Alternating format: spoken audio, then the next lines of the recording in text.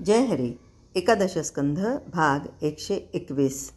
8व्या अध्यायामध्ये यदू आणि अवधूत यांच्या संवादातून आपण अवधूतांनी केलेले जे गुरु आहेत त्याबद्दल माहिती घेतोय. 9 गुरूंबद्दल आपण माहिती घेतली. आज 10व्या गुरुचा अभ्यास करूया. 10वा गुरु कोणता? समुद्र. समुद्राच्या गुरुपणाचं वर्णन करताना नाथांनी सत्पुरुषाच्या जीवनाची कितीतरी अंग समजावून सांगितली आहेत. मीपणानं निर्माण होणाऱ्या अनुभवांची कक्षा किती व्यापक आहे हे साहित्यावरून दिसतं. म्हणजे संतांच्या जीवनात मीपणा नाहीसा होऊन अनुभव प्रगट होतो. अर्थात मीपणा विलीन झाल्यामुळं अनुभवाची कक्षा कितीतरी व्यापक असली पाहिजे. आत्मानंदाचा अनुभव समुद्रासारखा खोल, गंभीर, रत्नगर्भ आणि अखंड पूर्ण असतो. म्हणून आत्मज्ञानी पुरुषाच्या अंतःकरणाला समुद्राची उपमा फारच शोभून दिसते. नाथ महाराज सांगतात, गंभीरपणा आणि संपूर्ण निर्मळपणा हे समुद्राचे गुण आहेत. समुद्र सदा सर्वदा सुप्रसन्न असतो. तसा योगीही सर्व काळ प्रसन्न वदन असतो. अखंड आत्मानंद भोगत असल्यानं त्याला कधीही दुश्चितपणा ठाऊक नसतो. अनेक नद्यांचं गढूळ पाणी येऊन मिळालं तरी समुद्र गढूळ होत नाही. तो अगदी निर्मळच राहतो. तसाच योगीही नाना प्रकारची कर्म करत असून देखील सदोदित निर्लेप राहतो. समुद्र पाण्यानं गंभीर तर योगी स्वानुभवानं गंभीर असतो. समुद्र मर्यादा उल्लंघत नाही तर योगी गुरु आज्ञा उल्लंघत नाही. समुद्रात कुणी शिरला तर पाणी आणि लाटा या खाली तो बुडून जातो. तसं श्रद्धा आणि प्रेम हे धरून कुणी योग्यापाशी गेला तर त्याचा संसार बुडून जातो. समुद्राच्या पाण्यात शिरायचं कसं, बाहेर निघायचं कसं हे जो जाणतो तो समुद्रात स्नान करू शकतो. इतरांना समुद्र लाटांच्या कल्लोळानं कासावीस करून सोडतो. त्याचप्रमाणे भलत्या माणसाला योग्याशी सलगी करता येत नाही. सामान्य माणसाला आपलं स्वत्व जाईल की काय अशी स्वाभाविक भीती वाटते. पण भाविकांना मात्र योगी सुसेव्य असतो. मोठा श्रीमंत झाला तरी केवळ पैशानं त्याला समुद्राचं उल्लंघन करता येत नाही.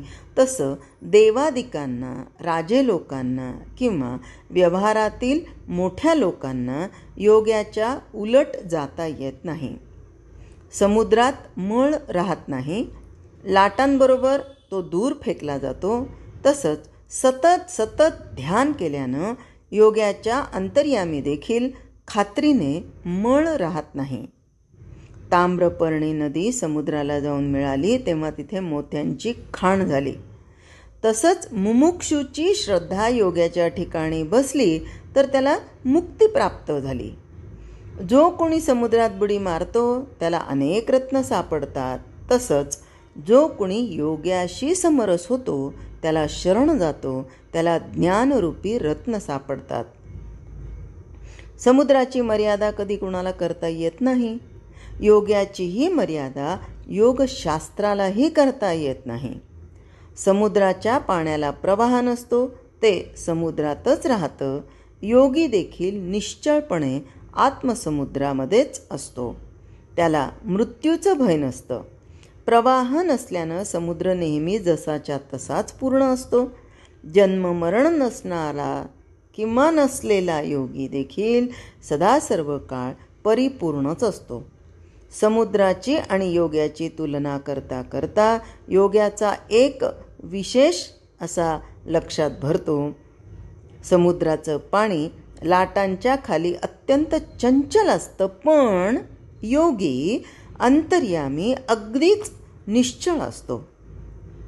कसलीही तळमळ किंवा कल्पना त्याला अस्वस्थ करत नाही. समुद्र वरचेवर खवळतो, पण योगी कधीच क्षोभ पावत नाही. त्याचं मन कशानेही उचंबळत नाही. आपल्या योगबळानं तो सदा सावध असतो. पौर्णिमा अमावस्यांना समुद्राला भरती येते, पण योगी स्वरूपानंदानं निरंतर परिपूर्ण असतो. चंद्रामुळं समुद्राला भरती ओहोटी येते, पण योगी आत्मज्ञानानं सदा सम राहतो. समुद्र सगळ्यांना खारट असतो, पण योगी मात्र सर्व प्राणीमात्रांशी सदा सर्व काळ सर्व परिस्थितींमध्ये गोडच असतो. त्याचा बोध देखील खराखुरा आणि गोड असतो. अपक्व शेंडेफळाला माधुर्य नसतं, त्याचप्रमाणे ज्याला आत्मज्ञान होऊन पूर्णबोध झालेला असतो त्यालाच माधुर्य प्राप्त होतं. सागरावर मेघवृष्टी झाली तर ते पाणी फुकट जातं. योग्याचं मात्र तसं नाही. त्याची सेवा केली की तो ती मुळीच वाया जाऊ देत नाही. योग्यानं अगदी अल्प सेवा घेतली तरी तेवढ्यानं तो भवव्यथा निवारण करतो. म्हणून मुमुक्षू लोकांनी नेहमी संतांची सेवा करावी. पावसाळ्यात नद्या अमाप पाणी घेऊन आल्या तरी त्यामुळं समुद्र हर्षानं उचंबळत नाही, त्याचं पाणी चढत नाही. उन्हाळ्यात नद्यांचे प्रवाह थांबतात, म्हणून त्याचं वाईट वाटून समुद्र काही ओसरतही नाही. त्याचप्रमाणे अनेक प्रकारची समृद्धी चालून आली तरी योगी त्याबद्दल अहंता बाळगत नाही किंवा त्याला यत्किंचित गर्वही चढत नाही. भगवंताशी अखंड असा तो चिकटलेलाच असल्यानं तो संतोषानं सदा आत्मानंदात राहतो. श्रीमंतीत असताना मी श्रीमंत आहे हा भाव त्याच्या मनाला शिवत नाही आणि दारिद्र्य आले तरी त्याची जाणीवही त्याला नसते.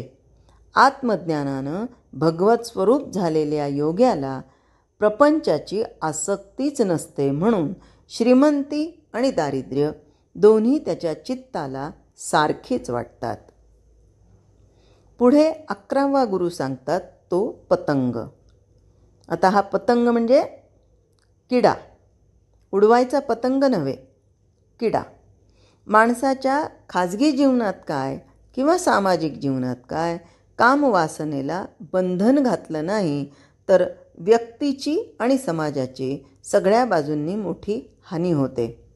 राजकारणामध्ये किंवा रणांगणामध्ये स्वपराक्रमानं चमकलेले पुष्कळ पुरुष केवळ या वासनेच्या अधीन होऊन स्थानभ्रष्ट होतात. कामवासनेत वाईट असं काहीच नाही. सुखी मानवी जीवनाला तिची आवश्यकता आहे, परंतु माणूस तिच्या अधीन झाला म्हणजे बघा, हे ऐकताना एखाद्याला वाटेल की कामवासनेत वाईट कसं काही नाही आहे, काही कसं सांगतात. तर प्रत्येक गोष्टीमध्ये आवश्यकता जेवढी आहे, जितकं गरजेचं आहे ते असणं, ते वाईट नाही आहे. पण माणूस जेव्हा त्याच्या अधीन होतो, अतिरेक करतो, म्हणजे पाहता पाहता विवेक भ्रष्ट होतो आणि मग जीवनातील उच्च ध्येय साधण्यास अक्षरशः गलित गात्र किंवा नालायक बनतो, ते चूक आहे. परमार्थाच्या साधनामध्ये विवेकाच्या दीपाला अखंड जळत ठेवावं लागल्यानं साधकांना या वासनेच्या झटक्यापासून अति सांभाळून राहावं लागतं. या वासनेत अंतर्भूत असणारी शक्ती रूपांतरित करून भगवंताकडे वळवली तर हा म्हणता साधक तयार होतो. नाथांना हेच सांगायचं आहे. नाथ महाराज म्हणतात की कामवासनेच्या अधीन होणं हे नाशाचं मूळ आहे. तो नाश कसा घडून येतो हे शिकण्यास पतंगाला गुरु करावं. दैवी गुणमयी माया स्त्री रूपानं साकार होते आणि तिच्या आधारानं कामवासना भोगण्याची बलवत्तर इच्छा प्राण्याला होते. तिच्यातून उदय पावणारा प्रपंचाचा पाश मोठा कठीण. तिच्यापायी माणूस आपला आयुष्य वाया घालवतो. पतंग दिव्याला आलिंगन देतो आणि त्यात मरून जातो. माणसाचं तसंच घडतं. शिवाय एकाचं नुकसान झालेलं पाहून दुसरा शहाणा होत नाही. कामवासना, सोनं, वस्त्र, अलंकार हे सगळं मायेचेच अस्त्र आहेत ना. त्यांच्या नादानं स्त्री पुरुष फशी पडतात. सुंदर स्त्री पाहून किंवा सुरेख पुरुष पाहून ज्यांची विवेकदृष्टी नष्ट होते आणि मोठ्या लालसेनं जे शरीर भोग भोगतात त्यांच्या पदरात शेवटी दुःखच पडतं. दिव्याच्या ज्योतीमधली, आता हा दिव्याची ज्योत म्हणजे प्रकाश, ती ज्योत अशी मस्त दिसते ना की नाही. मग ती झगमग पाहून त्यावर झडप घालणारा पतंग जळून जातो. कामवासनेला बळी पडणाऱ्या स्त्री पुरुषांची अवस्थाही तशीच होते. हरिचरणांना विमुख असणाऱ्या माणसांना माया भुरळ घालते. इंद्रिय दमन न करणाऱ्या लोकांना ती सतावते. मग ही यांना सतावते कुणाला? ज्यांना इंद्रिय दमन करता आलं नाही त्यांना. पण भक्तांच्या समोर मात्र त्या मायेचं काहीच चालत नाही. भगवंताच्या ठिकाणी ज्याची अत्यंत प्रीती असते त्याला तो कृपानिधीच सांभाळतो. भगवंत भक्तांचं रक्षण कसं करतो बघा. मुळात आत्मा आणि आत्मी असा भेदच नाही आहे. स्त्रीच्या ठिकाणी आणि पुरुषाच्या ठिकाणी एकच भगवंत असतो. अर्थात स्त्री पुरुष भेद चालत नसल्यानं एकच भगवंत स्त्रियांमध्ये आणि पुरुषांमध्ये विलसतो. आत्मज्ञानानं अशी समदृष्टी असलेला भक्त कामवासनेला बळी पडत नाही. जय हरी.